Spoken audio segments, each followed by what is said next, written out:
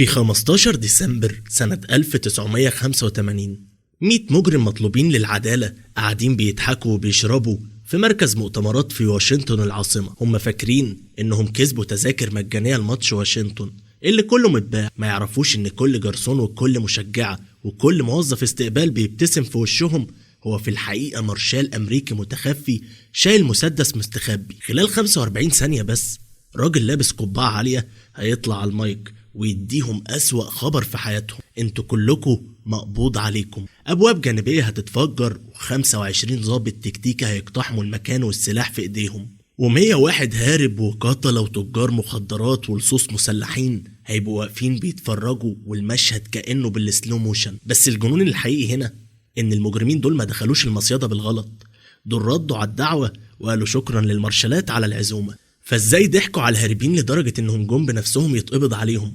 وايه اللي بيحصل لما 100 قاتل يفهموا في نفس اللحظة انهم اتحاصروا؟ ده اللي هنفهمه في فيديو النهاردة. فقبل ما نبدأ صلي على حبيبي وحبيبك رسول الله، وما تنساش تعمل لايك وشير وكومنت وتشترك في القناة وتفعل زر الجرس عشان يصلك كل جديد، ولو انت فاضي شوية اتفرج على الفيديوهات اللي فاتت. وعشان نبدأ لازم نرجع للولايات المتحدة سنة 1985. المارشالات الأمريكيين كانوا مرعوبين من حاجة واحدة بس، حاجة كانت بتموتهم ببطء: 250,000 هارب مطلوبين في كل البلد، 100 منهم في واشنطن العاصمة لوحدها، وكل عملية قبض ممكن تنتهي فعلا بضرب نار. الهاربين ما كانوش مستخبيين، كانوا عايشين عادي في أحياء عربية. عربيات الشرطة ما كانتش حتى بتهدي السرعة وهي معدية. قتلة ولصوص مسلحين وناس هربت من السجن أو كسرت الكفالة، وكلهم محافظين على سلاح قريب من إيديهم. أي خبط على الباب يضربوا الأول ويسألوا بعدين مين. شغل المارشال إنه يرجع الرجالة دي للسجن. كل أمر ضبط يعني كسر باب، وكل باب مكسور ممكن يبقى وراه طلقة. الضباط كانوا بيرجعوا مصابين برصاص في السترة الواقية أو راجعين في أكياس موتى، مقابل كل هارب يتقبض عليه 3 أوامر قبض جداد كانوا بيتراكموا. مارشال المنطقة هيربرت رازرفورد كان شايف بعينه نواب خبرة بيحترقوا نفسيا أو يسيبوا الشغل. حضر جنازات كتير قوي، لأن لما تطرد الهاربين واحد واحد رجالتك بتخلص قبل ما المجرمين يخلصوا. ده مش تطبيق للقانون، ده استنزاف فعلا. جوه المقر الروح المعنوية كانت منهارة. قدامى المحاربين كانوا بيحكوا قصص رعب، شركة اتضرب عليهم نار من ورا الأبواب، مشتبه فيهم بيهربوا من الشبابيك الخلفية، وجيران ملهمش ذنب بيتصابوا في تبادل إطلاق النار. اللي رازرفورد كان محتاجه كان مستحيل: إنه يقبض على عشرات المجرمين المسلحين في نفس اللحظة من غير ما يدي الواحد فيهم فرصة يقاوم. بس إيه اللي يخلي هارب يمشي بهدوء لحد الكلبشات؟ إيه الطعم اللي يقدر يغلب غزيرة البقاء؟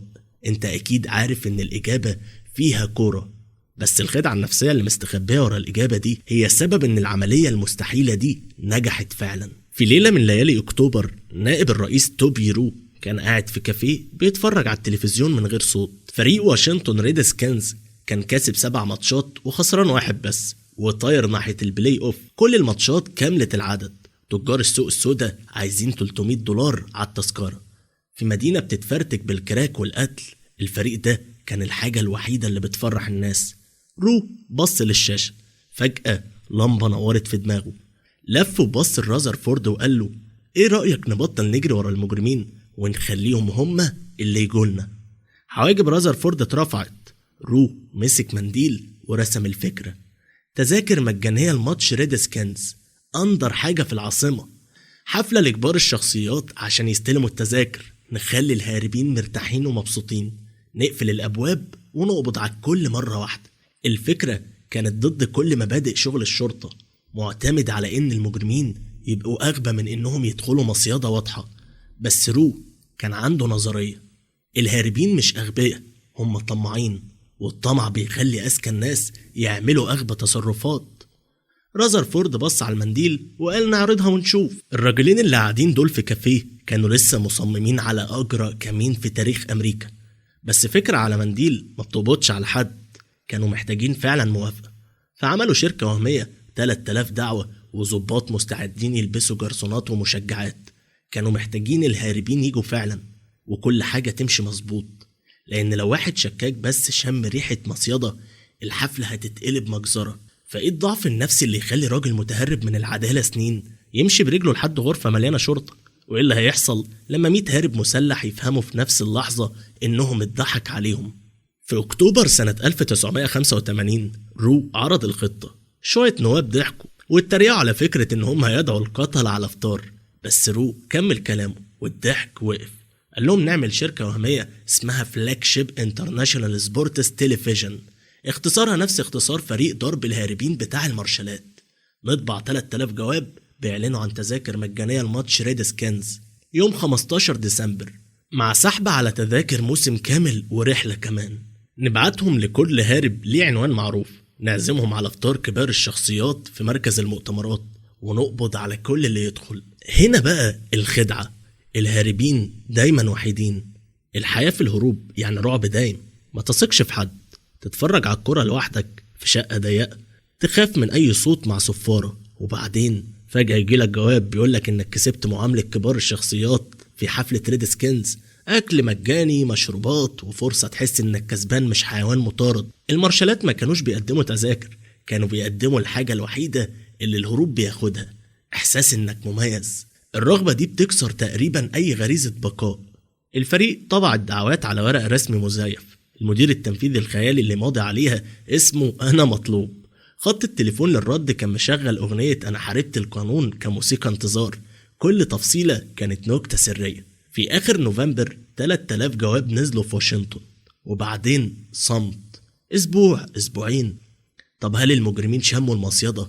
وبعدين التليفون بيرن، راجل مطلوب في سطو مسلح أكد حضوره وسأل لو ينفع يجيب صاحبته. طبعا يا فندم، كل ما العدد يزيد يبقى أحسن. لما الضابطة قفلت السماعة كانت ماسكة نفسها بالعافية عشان ما تصرخش. سمكة واحدة بس كانوا محتاجين عشرات، وكل يوم صمت كان معناه ان العملية كلها ممكن تقع. بعدها المكالمات ابتدت شوية شوية وبعدين انفجرت. يوم ورا يوم هاربين بيتصلوا بالخط الوهمي يأكدوا حضورهم لحفلة نهايتها الكلبشات. مجرمين محترفين بيشكروا موظفات الاستقبال. واحد مطلوب في قضية اعتداء سأل يلبس ايه، واحد تاني سأل عن البوفيه، التالت عايز يعرف تفاصيل البار المفتوح. والنواب كانوا بيعضوا على شفايفهم لحد ما تنزف عشان يفضلوا في الدور، وهم سامعين مجرمين مطلوبين بيحددوا ميعاد قبضهم بنفسهم. في خلال 10 أيام بس 160 هارب ردوا، عشرات غيرهم ناويين يجوا من غير ما يتكلموا. الكلام بدأ يرجع إن في مطلوبين بيتباهوا قدام الجيران بالتذاكر المجانية. واحد طلع الجواب ووراه لظابط المراقبة بتاعه، ودول أجرأ المجرمين اللي بالظبط الناس اللي المارشالات عايزينهم. كانوا بيتطوعوا يدخلوا القايمة، شوية حذرين رموا الجواب، بس طلع إن البارانويا أقل بكتير من الطمع. اللي كان مصحي فريق العمل بالليل حاجة واحدة بس، كل هارب جاي ممكن يبقى مسلح يائس ومستعد يقتل عشان ما يرجعش السجن. لو ضيف واحد بس حس بالمصيدة قبل القبض، لو واحد شكاك لاحظ ان الجرسونات مهتمين زيادة، او المشجعات لطيفين زيادة، او المخارج متغطية زيادة، ممكن يسحب سلاح. واول قطعة سلاح هتطلع معاها عشرات، والقاعة هتبقى فعلا ساحة حرب. كان عندهم ميزة واحدة بس، وهي المفاجأة، فرصة واحدة. الفريق جمع 166 ضابط من كل أنحاء البلد من غير شرطة محلية عشان الهاربين ما يعرفوش حد. حجزوا قاعة مركز المؤتمرات، رسموا كل مدخل ومخرج، وحطوا فريق تكتيكي في الممرات. المصيدة اتحطت. دلوقتي المارشالات لازم يمثلوا دور أصحاب الحفلة وهم محاطين بقتلة مسلحين. غلطة واحدة، نظرة واحدة غلط، كفاية تولع الدنيا. بس ازاي تدرب ضابط اقتحام انه يبتسم ويصب قهوة القاتل؟ ولما تشارلز واتكنز، واحد من اخطر 10 مجرمين مطلوبين في واشنطن، يدخل من الباب، هل اي حد هيقدر يفضل ثابت؟ فعشان يطلعوا من الكمين ده سالمين، المارشالات لازم يبقوا ممثلين، والتمثيل لازم يبقى كامل. في مخزن بره المدينة، ضباط الاقتحام اتدربوا يشيلوا صواني كرواسو من غير ما ايديهم تلقائيا تروح على السلاح. متخصصين تكتيك قضوا سنين يكسروا بواب، بيدربوا نفسهم يصبوا قهوة بابتسامة دافية حقيقية. نواب غلاظ حفظوا جمل لطيفة، من هنا لو سمحت يا فندم، تحب تشرب ده ولا ده، ومبروك انت كسبت. العبث كان غريب، شرطة قصاه بيتعلموا يبقى ضيافة قدام جمهور من القتلة، بس الكل كان فاهم الخطر. حركة غلط يتصرف كأنه ضابط لحظة واحدة ويخرجوا فيها من الدور، ده كل اللي محتاجاه العملية عشان تفشل والحرب تبتدي. وأذكى عنصر في الخطة كان استقبال المشجعات. النائبات الستات كانوا بيلبسوا لبس مشجعات فريق واشنطن الأحمر الفائع، ويقفوا على المدخل مهمتهم كانت واضحة. أول ما هارب يوصل يستقبلوه باستقبال كبير وحماسي. الموضوع شكله يضحك شوية بس في الحقيقة كان عبقري. الحضن ده كان تفتيش سلاح كامل. في حضن واحد مدته 3 ثواني أو يمكن 4 المشجعة كانت بتفتشه عشان لو فيه مسدس، أو في جيب الجاكيت لو فيه سكينة، أو أي حاجة معدن لازقة في جسمه. لو حست بسلاح إشارة خفيفة بإيدها كانت بتنبه فريق الدعم يتدخل قبل ما الضيف يدخل القاعة. لو طلع نضيف يتعدى بابتسامة تخطف القلب. الهاربين كانوا بيمشوا جوه على رجليهم لحد القبض عليهم، وهم بيشكروا الست اللي لسه فتشتهم من غير ما يحسوا. 2 من أضخم المارشالات أخدوا أغرب أدوار في تاريخ الشغل ده. واحد فيهم كان هيقضي الصبح كله لابس لبس فرخة كاملة زي شخصية فرخة مشهورة بس تقليد، والتاني لابس راس غطا هندي وقميص الفريق الأحمر، عامل نفسه تميمة غير رسمية للفريق. بس ده ما كانش هزار، ده كان تمويه تكتيكي. المنظمين كانوا عايزين فوضى محسوبة، موسيقى عالية، تمائم بترقص، وتشتيت بصري طول الوقت. لو الهاربين مشغولين بالضحك على الفرخة وهي بترقص مش هياخدوا بالهم ان الجرسونات باصين لهم زيادة شوية. مش هيسألوا نفسهم ليه موظفين الاستقبال دايما واقفين قريب من المخارج. الفريق عمل بروفات كاملة للملابس في مخزن بعيد، رسموا شكل القاعة على الأرض باللاصق، ومشوا في كل خطوة من خطوات العملية. شوية نواب بيمثلوا دور الضيوف وشوية بيمثلوا دور الهاربين، بيجربوا كل تسليم، كل حركة تنظيم زحمة، وكل احتمال طوارئ.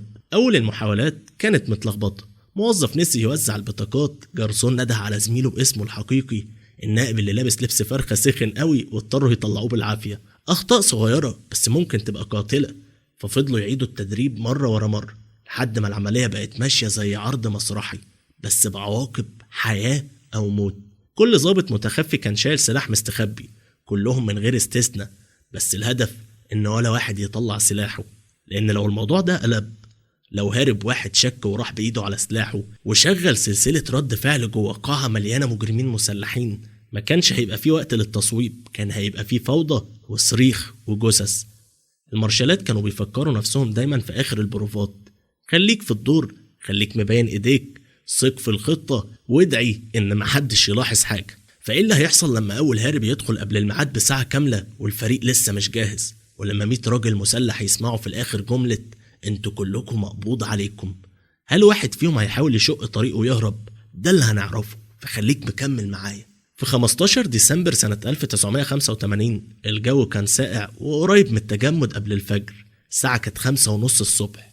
عربيات نقل من غير علامات كانت خلصت تنزيل المعدات من مدخل الخدمة بتاع مركز المؤتمرات: لافتات، أدوات بوفيه، أجهزة صوت، لبس الفرخة، وصناديق مشاريب. مع شروق الشمس القاعة الكبيرة اتحولت لأعقد مصيدة في تاريخ تطبيق القانون. ترابيزات الأكل كانت مليانة على آخرها، بيض متقلب، بسطرمة مقرمشة، معجنات طازة، أطباق فاكهة. لافتات الفريق الأحمر متعلقة في كل حتة، بالونات حمراء وذهبي متجمعة في الأركان، شاشات بتعرض لقطات معادة من أحلى لحظات الفريق، السماعات شغالة بأغاني التشجيع، بوسترات الشركة الوهمية على كل مدخل. الشكل كان مظبوط 100%. احتفال كبار شخصيات للفايزين المحظوظين، مش قفص ل100 راجل مطلوب. النواب أخدوا أماكنهم، جرسونات ورا البوفيه، مشجعات على المدخل، موظفين استقبال قريب من مكتب التسجيل. الفرخة بتتمرن على مشيتها آخر مرة، والفريق التكتيكي مستني في الممرات مستخبي وجاهز. الساعة 9 الصبح الأبواب هتتفتح، كل ضابط متخفي راجع على سلاحه آخر مرة، الطلقة في المكان، الأمان شغال، الحافظة متظبطة عشان ما تبانش من تحت اللبس. وبعدين كل اللي عليهم إنهم يستنوا. أول هارب وصل الساعة 8 الصبح، وده قبل الميعاد بساعة كاملة. كان متحمس ومش قادر يستنى. الفريق جري بسرعة يدخل في الدور، مشجعة قابلته على الباب بابتسامة تخوف من جمالها وفتحت دراعاتها: يا نهار أبيض، مبروك، انت فعلا جيت. وفي ال3 ثواني دول اتأكدت فعلا انه مش شايل سلاح، وقالت له انت كسبان، فاتفضل من هنا لو سمحت. موظف استقبال لابس بدلة شيك خده على مكتب التسجيل. واحدة شيكت على اسمه في قائمة الدعوات وثبتت بطاقة اسمه ملونة على صدره. الألوان دي كانت شفيرة سرية، الأزرق يعني خطر قليل، والأحمر يعني خطير، أخطر المجرمين اللي عليهم قضايا اعتداء وسرقة مسلحة وقتل. كان بيتقال عليهم فايزين مضاعف، جملة سرية بتنبه باقي المارشالات يركزوا معاهم وقت القبض. الهارب ما خدش باله من أي حاجة ولا حاجة خالص، هو كان مشغول قوي وهو بيبتسم من قلبه وهو بياخد الدوناتس والقهوة السخنة، حاسس انه اسعد راجل في واشنطن. الناس اللي جاية بدأت تيجي واحدة واحدة، مش كلها مرة واحدة. في نص الصباح كده قاعة الاحتفال كانت مليانة اكتر من 100 مجرم مطلوب، اكتر تجمع للمجرمين تحت سقف واحد في تاريخ واشنطن، ومحدش فيهم كان عارف انه محاصر. كانوا بيحطوا الاكل على اطباقهم، بيرفعوا الكاسات مع ناس غريبة، بيضحكوا على رقصات الدجاجة المضحكة. بعضهم كان عارف التاني من جرائم قديمة او من ايام السجن، بس النهاردة كلهم بس كانوا بيهزروا ويتريقوا كأصدقاء في حفلة في الملعب. الجو كان غريب جدا، كأنه حلم او هلوسة. تشارلز واتكنز، واحد من اكتر 10 مجرمين مطلوبين في واشنطن بتهمة القتل، كان واقف جنب البوفيه بياكل دانش بهدوء وبيتناقش في فرص فريقه في البلاي اوف مع ضيف تاني. القتلة المتهمين كانوا بيتكلموا مع تجار المخدرات عن الطقس، والسارقين المسلحين كانوا بيتصوروا مع الدجاجة. كل مجرم في القاعة كان قضى شهور وسنين عايش خايف، بيبص وراه، بيستيقظ من أصوات الصفارات ونايم بعينه مفتوحة نص نص. ودلوقتي لمجرد صباح واحد كله ساب خوفه وارتاح. المارشالات كانوا بيبصوا لبعض بإشارات صغيرة محدش لاحظها. الفخ كان جاهز، الأبواب على وشك إنها تتقفل. دلوقتي كانت أخطر 30 ثانية في حياتهم كلها.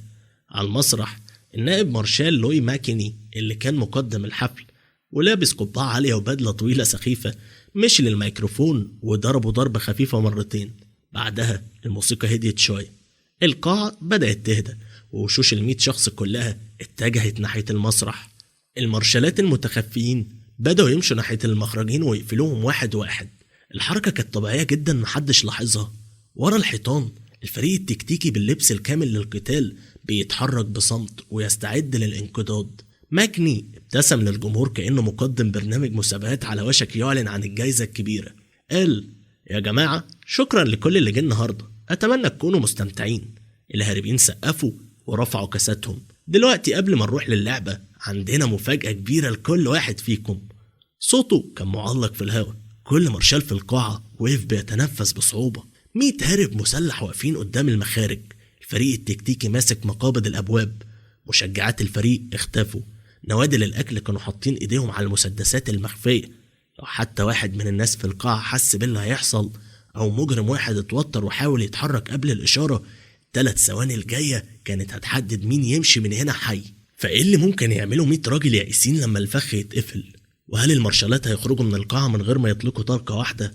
ده اللي هنعرفه. ابتسامة ماكني اختفت.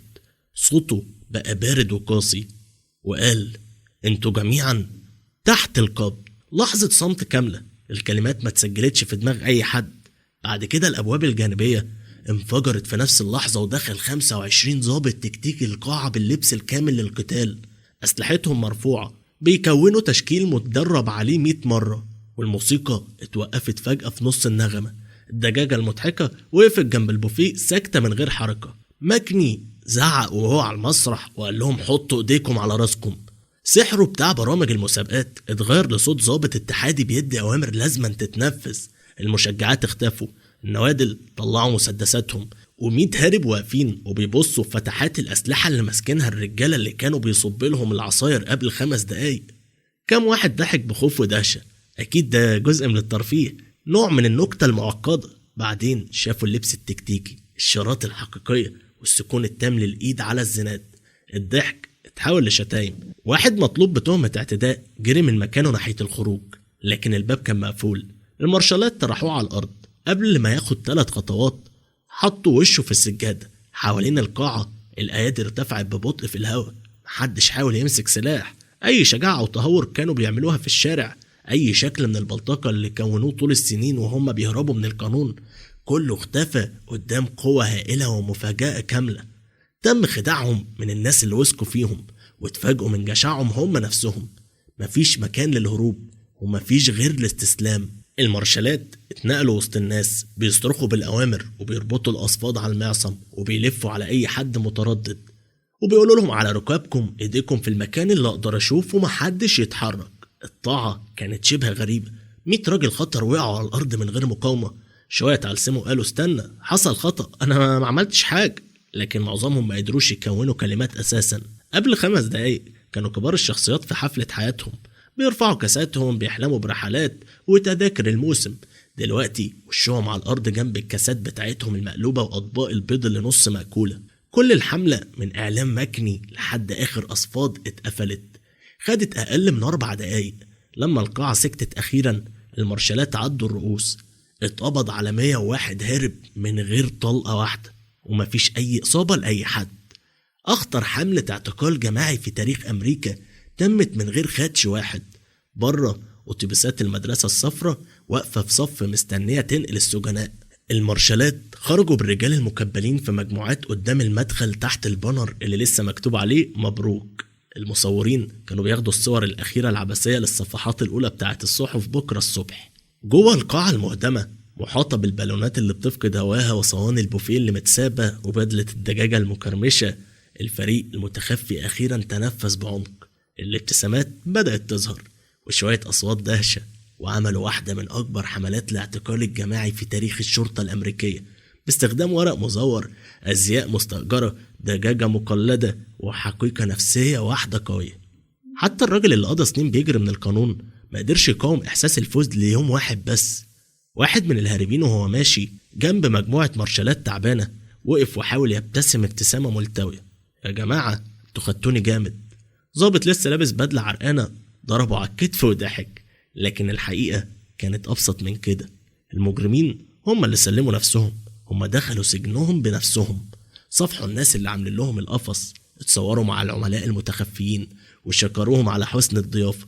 وكل ده، كل مصافحة، كل ابتسامة، كل لحظة إحساس بالتميز حصلت لأنهم ما قدروش يقولوا لأ لتذكرة كرة قدم مجانية ما كانتش موجودة أصلا. عملية العلم الكبير بقت النموذج لكل حملات الخداع في البلاد، دليل إن أذكى سلاح في القانون مش المطرقة ولا الفريق التكتيكي. دي كذبة حلوة جدا مصممة صح عشان تستغل ضعف البشر لدرجة إن محدش يصدق إنها فخ.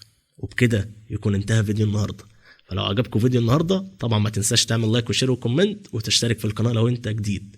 ولو انت فاضي شوية ادخل اتفرج على الفيديوهات القديمة عشان تفهم الفيديوهات اللي جاية ان شاء الله. سلام.